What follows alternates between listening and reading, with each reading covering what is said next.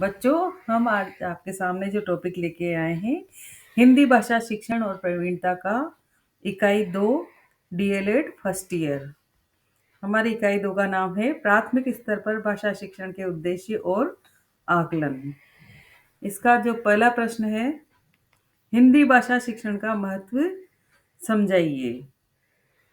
इसमें क्या है, हिंदी भाषा शिक्षण, हिंदी हिंदी का जो भाषा का ज्ञान है, ये क्यों कराना आवश्यक है, इससे इसका शिक्षण देने से क्या महत्व है और क्या आगे समझा जा सकता है, इसको इस तरीके से हम देखेंगे। पहला प्रश्न है, हिंदी भाषा शिक्षण का महत्व समझाइए। उत्तर है, राजस्थान में हिंदी भाषा अध्ययन का माध्यम है। राजस्थान में कौन सी भाषा उपयोग में ली जाती है? हिंदी। इस दृष्टि से भी बच्चों को हिंदी का ज्ञान कराना आवश्यक है, क्योंकि हमारी राजभाषा हिंदी है, तो बच्चों को राजभाषा का ज्ञान होना बहुत आवश्यक है। भाषा ही चिंतन का आधार है और चिंतन द्वारा ही राष्ट्र का सही मायने में विकास कर सकते हैं। जब हमारे दिमाग में कोई भाषा होगी या हमारे ज़हन में कोई भाषा होगी, हम भाषा के माध्यम से ही चिंतन करते हैं। उसी प्रकार का साहित्य पढ़ते हैं, उसी प्रकार का ज्ञान का अर्जन करते हैं। तो हमारे चिंतन का माध्यम क्या बन जाती है? भाषा बन जाती है। और भाषा ही क्या करती है? राष्ट्र का सही मायने में विकास कर पाती है। पहला पॉइंट है इसका, व्यक्तित्व का संपूर्ण विकास। व्यक्तित्व का संपूर्ण विकास किसके माध्यम से? भाषा के माध्यम से। इसमें देखेंगे, बच्चा प्राय भाषा अपने परिवार से, आस पड़ोस से, स्कूल के भीतर से सीखता है। इसलिए वह अच्छे व प्रभावी ढंग से अपनी बात कह पाता है, समझ पाता है। भाषा बच्चे के व्यक्तित्व, उसकी दृष्टि, क्षमताओं, मनोवृत्तियों व रुचियों के साथ मूल्यों को प्रभावित करती है। क्या होता है कि बच्चा कहाँ से सीखता है? बच्चे की जो प्राथमिक पाठशाला होती है, वो उसका परिवार होता है। जब बच्चा बहुत छोटा होता है, तो अपने परिवार के लोगों के होठ चलाना, आवाज़ निकालना, कहाँ से रिदम ले रहा है, कहाँ से स्वर आ रहा है, इन बातों को धीरे-धीरे बच्चा नोट करता है और भाषा को अपनाने का प्रयास करता है।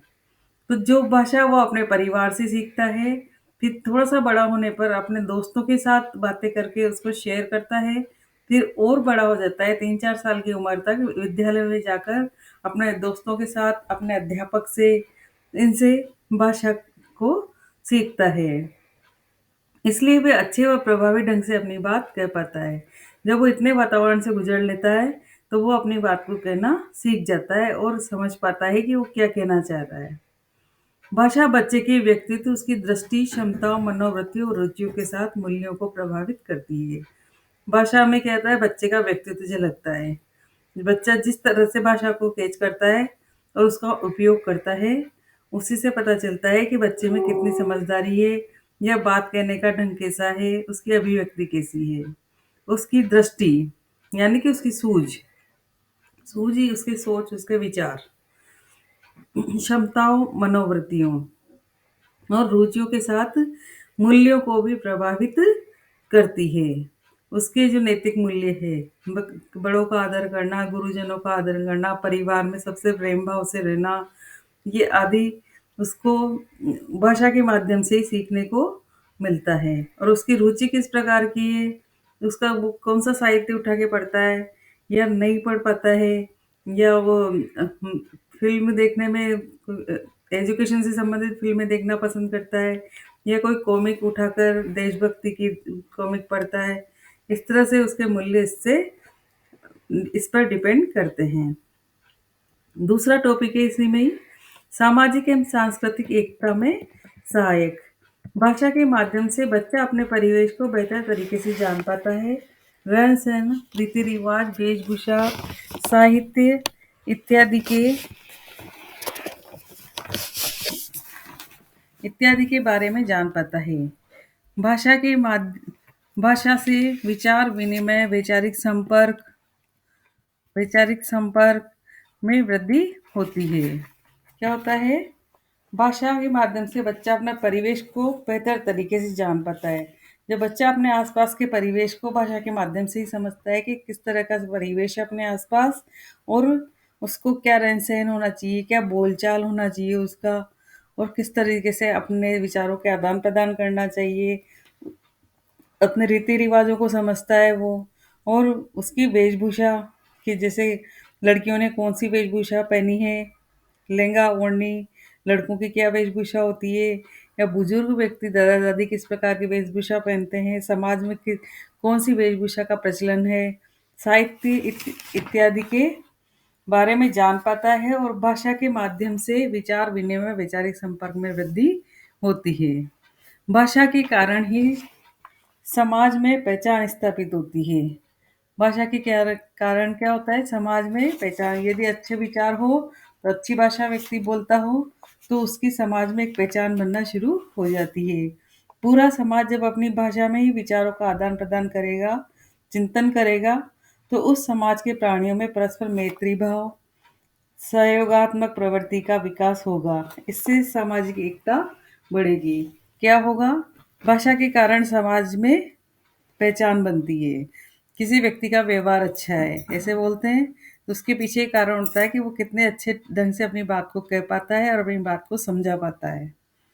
पूरा समाज जब अपनी भाषा में विचारों का आदान-प्रदान करेगा, जब अपने आसपास का वातावरण ही ऐसा होगा जैसे यदि हिंदी भाषा में बात करता है व्यक्ति, तो अपने हिंदी भाषा बोलने वाले समाज के बीच में ही रहेगा और अपने विचारों का आदान-प्रदान किस प्रकार से करना है, वो चिंतन भी भाषा के रूप में करेगा। चिंतन कैसे करेगा? नए-नए साहित्य पढ़ेगा, लोगों से उसके बारे में बात करेगा, अपने दोस्तों से चर्चा करेगा, तो इस प्रकार वो इसमें चिंतन करना सीख जाता है। तो समाज के प्राणियों में परस्पर मैत्री भाव, सहयोगात्मक प्रवृत्ति का विकास होगा। इससे सामाजिक एकता बढ़ेगी। अगला पॉइंट है शिक्षा प्राप्ति का मुख्य आधार। किसी विषय को सीखने का अर्थ होता है उसकी अवधारणाओं को सीखना। क्या होता है किसी विषय को सीखने का अर्थ है उसकी अवधारणा, यानी कि वो कौन सी अवधारणा लेके कौन सी थीम को लेके वो आगे बढ़े हैं, कौन सा विषय लेके आगे बढ़े हैं उसकी थीम पकड़ना बहुत आवश्यक होता है। उसकी अवधारणाओं को सीखना, उसकी शब्दावली को सीखना और उसके बारे में आलोचनात्मक ढंग से चर्चा करना और उसके बारे में लिख सकना। कौन-कौन सी बातें सामने आ गई? एक तो उसकी अवधारणा है कि किस उद्देश्य को लेके ये भाषा आगे बढ़ी है, उसकी शब्दावली को सीखना। यूँ नहीं कि हमें तो बात बोलनी है, हमने कुछ भी बोल दिया।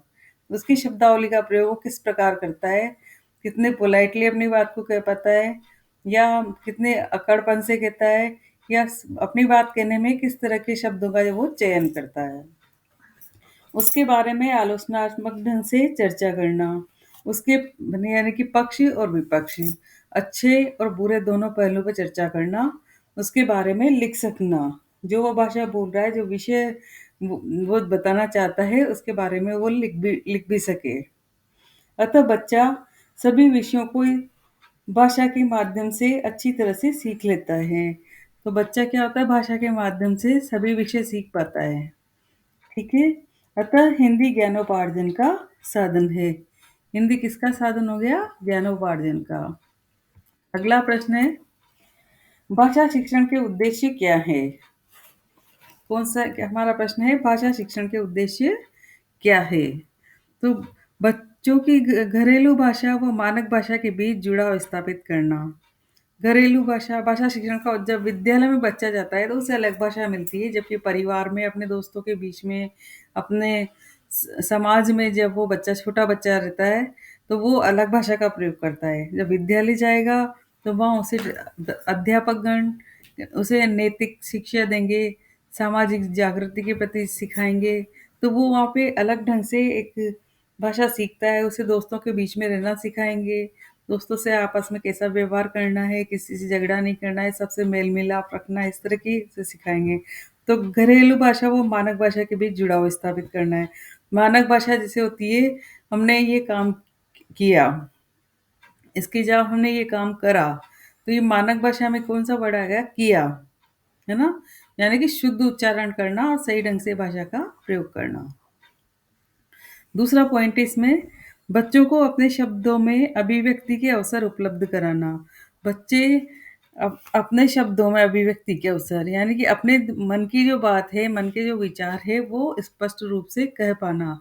उसके लिए हम उन्हें मौखिक और लिखित दोनों अभिव्यक्ति के माध्यम से उन्हें अवसर उपलब्ध कराएँ। कोई प्रतियोगिता आयोजित करें, निबंध प्रतियोगिता आयोजित करें या भाषण प्रतियोगिता आयोजित करें, तो बच्चे अपने मन की बात, अपने विचार उसमें कह सकते हैं। बच्चों को प्रश्न पूछने, अपनी बात कहने के भरपूर अवसर उपलब्ध कराना। तो ऐसा नहीं हो कि बच्चे ने भाषा तो सीख ली, लेकिन बच्चा भाषा का उपयोग नहीं करेगा या किसी से डर-डर के रहेगा, कोई बात पूछ नहीं पाएगा, उसको समझ नहीं आ रहा हो, जहाँ समझने की कोशिश करेगा, सामने वाले से पूछेगा, तभी वो उसको और अच्छे अपनी भाषा को सुदृढ़ तरीके से समझ सकेगा। तो इसमें क्या है, बच्चों को प्रश्न पूछने और अपनी बात कहने के भरपूर अवसर उपलब्ध कराना। तो बच्चों को ऐसे अवसर देना चाहिए कि वो अपनी अभिव्यक्ति लिखित या मौखिक किसी भी तरीके से कर सकें। अगला पॉइंट है इसी में ही, बच्चों में दूसरों की बात सुनने में रुचि और धैर्य उत्पन्न करना। बच्चों में क्या, दूसरों की बात सुनने में रुचि और धैर्य उत्पन्न करना। बच्चों में इतना धैर्य होना चाहिए कि सामने वाला उनसे क्या बात करना चाह रहा है, उसे ध्यानपूर्वक सुने। अगला पॉइंट है, बच्चों में दैनिक जीवन के अनुभवों द्वारा नए अनुभवों से परिचित कराना।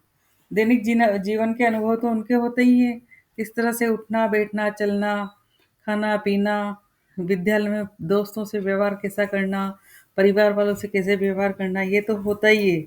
लेकिन इसके साथ ही उनको नए-नए अनुभव के बारे में जानकारी भी देते रहना चाहिए। विभिन्न संस्कृति व वर्गों के बच्चों के अनुभवों से परस्पर सीखने के अवसर उपलब्ध कराना।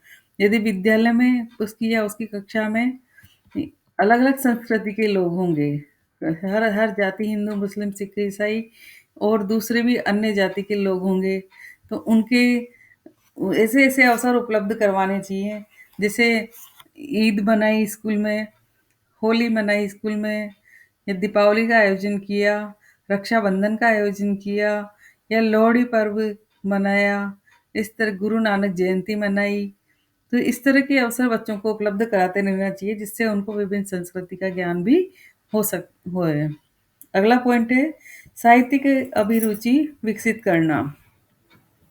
साहित्यिक अभिरुचि विकसित करने में ये होता है कि बच्चे को उनकी लाइब्रेरी, विद्यालय की लाइब्रेरी में देशभक्त जो हमारे रहे हैं, उनकी बुक्स पढ़ने के लिए उनमें रुचि पैदा करना चाहिए, ताकि हमारे साहित्य को जान सके। हमारे जैसे राइटर रहे हैं हिंदी के अच्छे-अच्छे, मुंशी प्रेमचंद, हजारी प्रसाद द्विवेदी, तो उनकी भी बुक्स, उनकी भी जीवन गाथाएँ वहाँ पे होना चाहिए, जो बच्चे उनको रुचि लेके पढ़ सके और उनको अपने जीवन में उतार सके। अगला पॉइंट है, परिवेशीय सजगता विकसित करना। मतलब हमारे आसपास का वातावरण कैसा है और उन पे किस तरह का व्यवहार करना चाहिए, किस तरह का पहनावा होना चाहिए, इन सब बातों पे ध्यान देना चाहिए।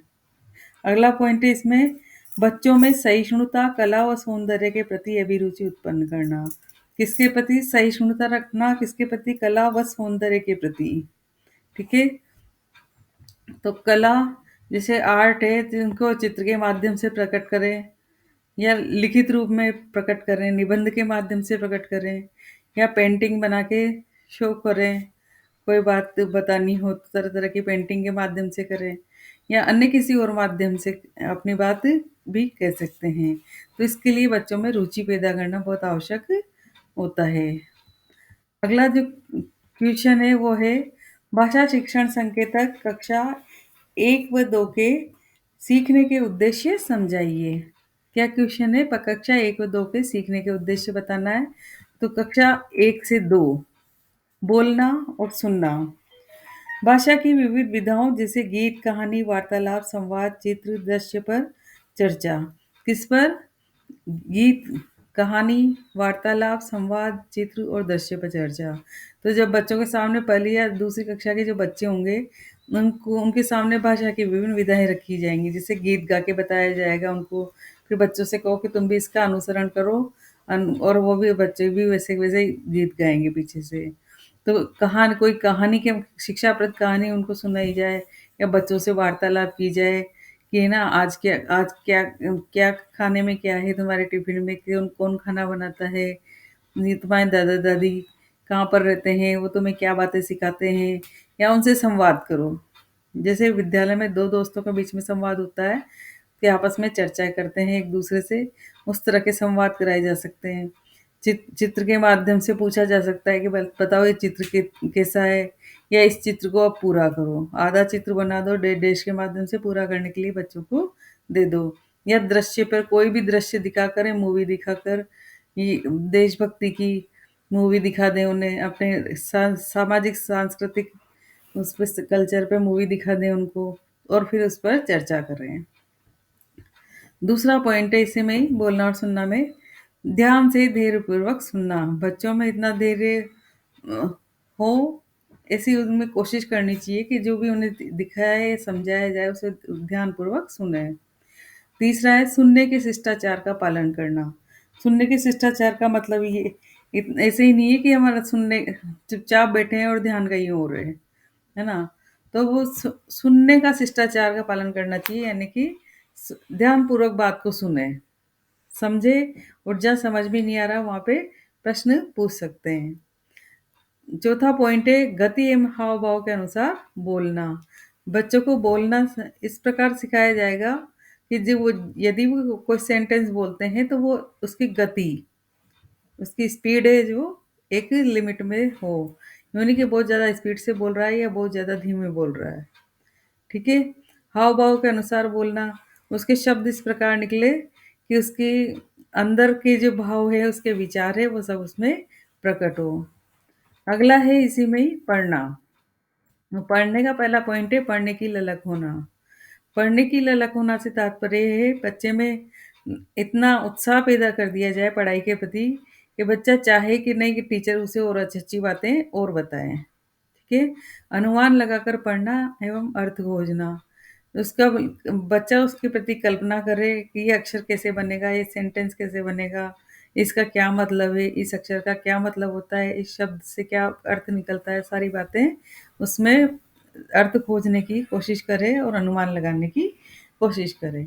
परिवेश में उपलब्ध संदर्भों, चित्रों व छपी हुई सामग्री को पढ़कर समझना। हमारे आसपास के वातावरण में किस तरह का है, किस तरह के चित्र हैं, भगवान के चित्र हैं, देशभक्त नेताओं के चित्र हैं, या अन्य तरह की कोई गतिविधियों के चित्र हैं, जानवरों के चित्र हैं, और छपी हुई सामग्री, हमारी बुक्स वगैरह जो होती है उनके बारे में बताया गया है। छपी हुई सामग्री को पढ़कर उनको समझने का प्रयास करें।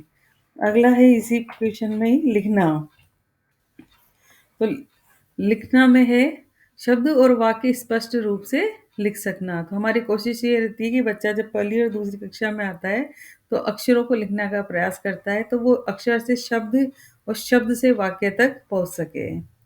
दूसरा है परिवेश व संदर्भों के अनुभवों को अपने शब्दों में लिखना। वो अपने परिवेश, अपने आसपास के वातावरण को, उनके संदर्भ, जो घटनाएं घटित होती है, उनको अपने शब्दों में लिख लिख पाए, ऐसी कोशिश हमारी होनी चाहिए।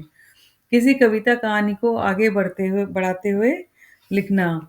कविता लिख दी, 2 लाइन लिख दी, आगे छोड़ दिया उसमें, तो फिर आगे की कविता बच्चा खुद लिखे। अगला प्रश्न है भाषा शिक्षण संकेतक कक्षा 3 से 5 के सीखने के उद्देश्य समझाइए। इसमें पहला पॉइंट है बोलना व सुनना। बोलना और सुनना का पहला पॉइंट है किस्से कहानियां सुनकर आनंद प्राप्त करना। ठीक है। बच्चे बच्चे में इतनी रुचि, सब्जेक्ट के प्रति इतनी रुचि पैदा कर दी जाए कि जब भी हिंदी की कोई कहानी सुनाई जा रही हो या इतिहास से उठाकर कोई कहानी सुनाई जा रही हो तो बच्चा उसमें आनंद लेके ज्ञान प्राप्त करे। ऐतिहासिक घटनाएं सुनकर अपनी सांस्कृतिक धरोहर के बारे में जानना। इतिहास से संबंधित बातें उनको बताओ, राजा की कहानी बताएं, उसका घटनाक्रम बताएं, कब की कहानी है, इसमें क्या राजा ने कौन सी गलती की या नहीं की, तो इस तरह की बातें। कौन सा किला बनाया या कौन कौन से काम किए, सड़कें बनवाई, या राजा ने और भी धर्म संबंधी अच्छे काम किए, तो उनके बारे में वो जान सके। कविताएं सुनकर उसके अर्थ एवं भाव को समझना। एक तीसरी कक्षा में पढ़ने वाला बच्चा कविता सुन भी सकता है और उसके अर्थ और भाव को समझने की कोशिश भी कर सकता है। तो 3 से 5वीं तक के बच्चे अर्थ बिना किसी की कहे बुक भी लेकर बैठ सकते हैं और पढ़ के सुना सकते हैं और उसके अर्थ को ग्रहण करने का प्रयास बिल्कुल कर सकते हैं। नए शब्दों को सुनकर उनके अर्थ समझना।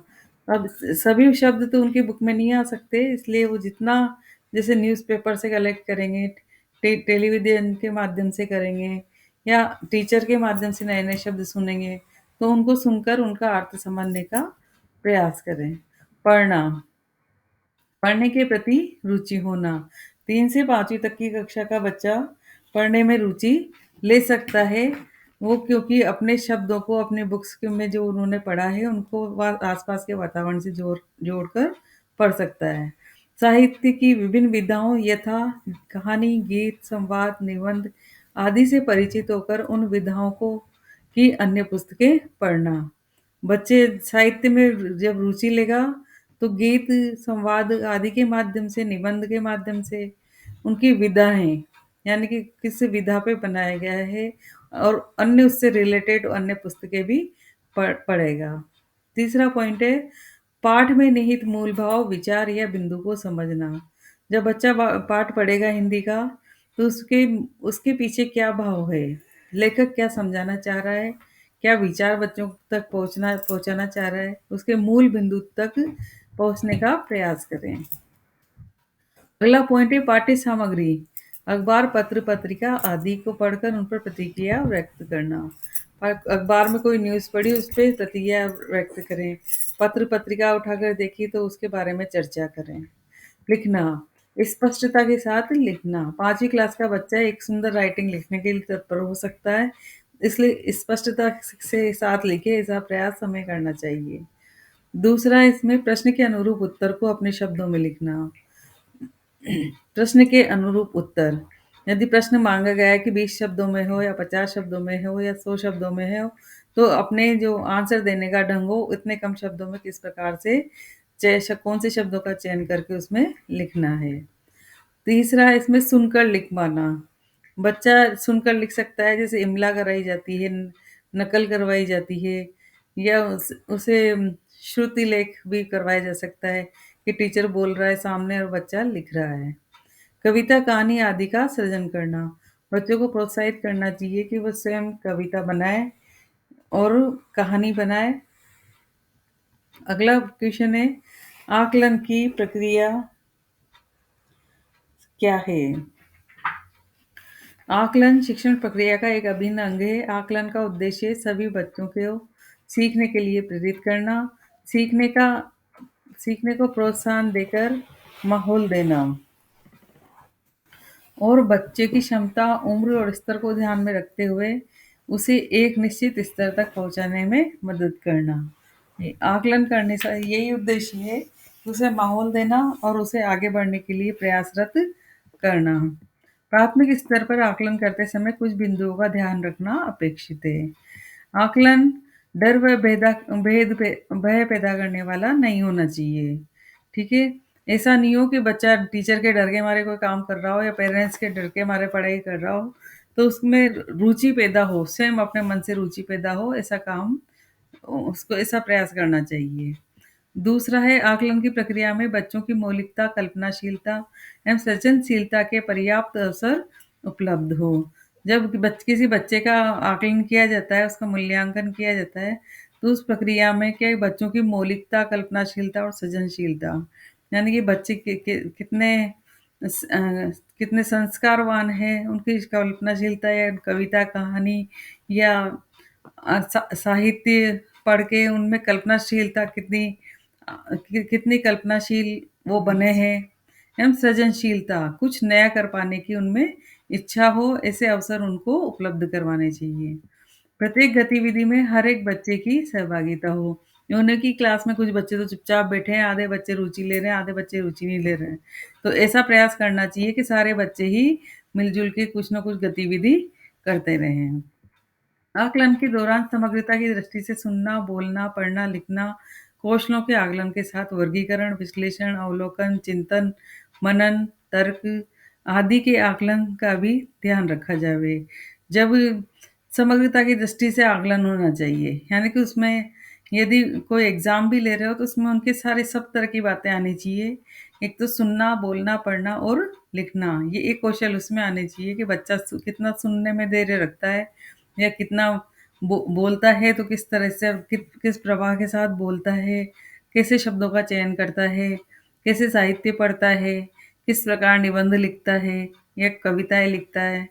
इन क्वेश्चनों के आकलन के साथ क्या करना चाहिए, उसका वर्गीकरण, विश्लेषण, अवलोकन, चिंतन और मनन, तर्क आदि आकलन का भी ध्यान रखें। मतलब कि बच्चे ने जो लिखा है, उसका वो विश्लेषण उसने किया है या नहीं किया है, उसके अवलोकन ठीक प्रकार से हुआ है, उस पर चिंतन मनन कर पाया है, उस पे तर्क कर पाया है, इन बातों का भी ध्यान रखा जावे। प्रत्येक बच्चे की प्रगति का ब्यौरा रखा जावे एवं उसे बच्चे शिक्षकों व अभिभावकों के साथ साझा किया जावे। जो भी बच्चा है उसकी प्रगति प्रगति का उसकी प्रोग्रेस का ब्यौरा टीचर को रखना चाहिए और उसे बच्चे शिक्षकों अभिभावकों के साथ साझा करना चाहिए। आकलन निष्पक्ष, न्यायपूर्ण, विवेक सम्मत एवं पूर्वाग्रह से मुक्त हो। जब भी बच्चे का आकलन किया जाए तो किसी यूँ नहीं कि हमें किसी बच्चे के प्रति बहुत ज़्यादा प्यार है, बहुत अच्छा लगता है तो उसके प्रति अच्छे मार्क्स दे दिए या ऐसा नहीं होना चाहिए, निष्पक्ष होना चाहिए। वो जिस तरह की प्रोग्रेस कर रहा है, जो उसकी स्टेप है वही उसमें प्रदर्शन होना चाहिए। ठीक है ना? आकलन कक्षा 1 व 2 बोलना और सुनना। तो बोलना और सुनना में क्या भाषा की स्पष्टता। यदि बोलेगा व्यक्ति तो उसकी भाषा स्पष्ट होगी और तक व्यक्ति बोलेगा कब जब वो स्पष्ट रूप से धैर्यपूर्वक सुनेगा। अगला है बोलने का आत्मविश्वास। तो कक्षा 1 और 2 के बच्चे को हम पोएम के माध्यम से बोलना सिखा सकते हैं कि बुक में जो पोएम लिख रही है या अदर आसपास के वातावरण में जो पोएम है उसे बार-बार कहें कि बेटा एक ये पोएम तुम सुनाओ। तो बच्चे में बोलने की क्षमता का विकास होगा और उसमें उसमें आत्मविश्वास भी बनेगा। कल्पना बच्चे छोटे बच्चे खेलते-कूदते वक़्त कल्पना करते हैं।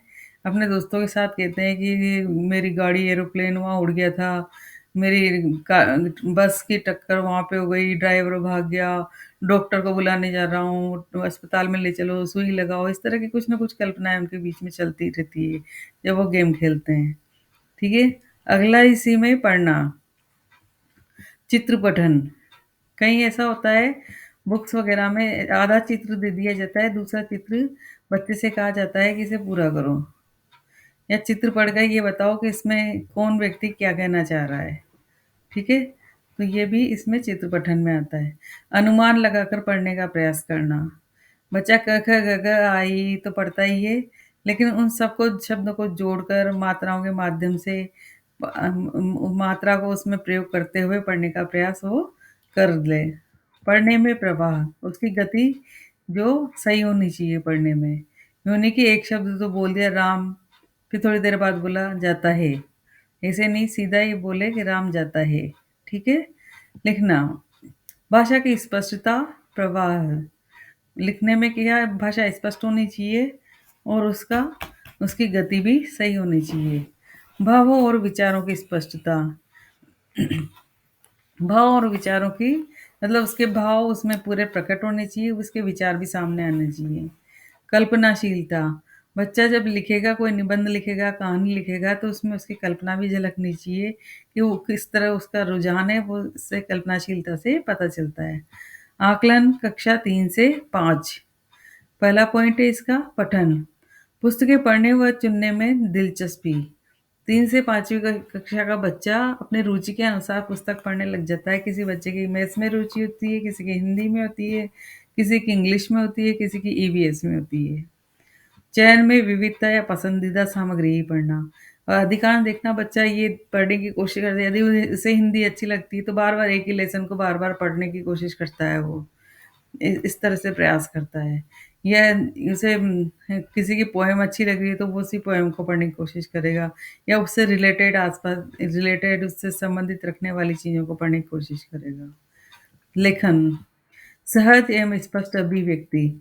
लेखन की अभिव्यक्ति सहज और स्पष्ट होनी चाहिए ताकि जो लिखा हुआ उसका कोई और पढ़े तो उसको भी वो समझ में आ जाए। उद्देश्य को ध्यान में रखकर लिखना। लिखने के पीछे क्या उद्देश्य है? कोई पर्पज़ हो, किसी को कोई मोरल तक पहुँचाना हो या किसी तरह का अन्य उद्देश्य हो तो वो स्पष्ट होना चाहिए। पढ़ी हुई सामग्री को अपने शब्दों में लिख पाना। पढ़ी हुई सामग्री है जो जो उसने अब कभी कहीं नहीं पढ़ी थी और अचानक से उसे लिखने के लिए दे दिया जाए, तो उसे अपने शब्दों में डालकर एक सामान्य भाषा में, जन सामान्य की भाषा जो लोग उसे समझ सके, उसमें वो लिख सके। अगला इसमें क्वेश्चन है, भाषा सहायक होती है। 4 ऑप्शन दे रखे हैं।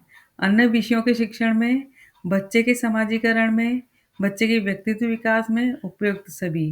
तो इसका आंसर होगा उपयुक्त सभी। भाषा सभी में ही सहायक होती है। अगला प्रश्न है, वर्तमान में मानक हिंदी में प्रयुक्त होती है। तो वर्तमान में मानक हिंदी में खड़ी बोली को प्रयोग किया जाता है। भाषा के मौखिक व्यावहारिकता रूप में अभिव्यक्ति पक्ष है। जो मौखिक जो व्यावहारिकता पक्ष है वो है बोलना। अगला प्रश्न है, बालक बड़ों के प्रति श्रद्धा भाव प्रकट कर सकेगा, ये व्यवहारगत परिवर्तन है। बच्चा श्रद्धा भाव प्रकट कर रहा है, तो व्यवहारगत परिवर्तन है। अभिरुचि एवं परक उद्देश्य, भाषा शिक्षण के मूल उद्देश्य बताइए। भाषा में सुनना, बोलना, पढ़ना और लिखना, ये 4 मूल उद्देश्य है। आपको यूनिट समझ में आ गई होगी। हमारे इसमें कमेंट करें, शेयर करें, लाइक करें। धन्यवाद।